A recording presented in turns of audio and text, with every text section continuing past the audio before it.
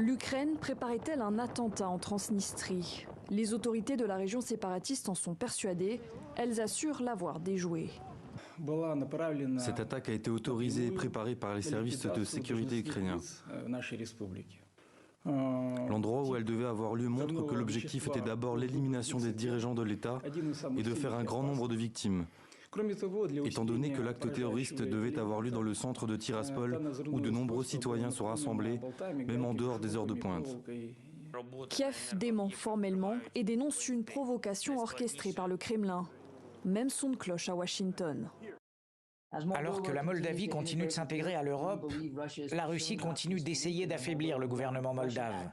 Des acteurs russes, dont certains ont des liens actuels avec les services de renseignement russes, cherchent à organiser et à utiliser des manifestations en Moldavie pour fomenter une insurrection fabriquée contre le gouvernement moldave. Le conflit en Ukraine a remis la Transnistrie, ce petit lambeau de terre encastré entre la Moldavie et l'Ukraine, sous le feu des projecteurs. Beaucoup redoutent de le voir devenir le nouveau terrain de guerre de Moscou.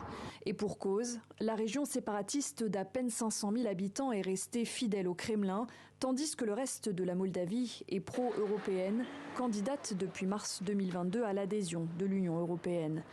Depuis un an, les spéculations vont bon train sur l'ouverture d'un nouveau front depuis la Transnistrie.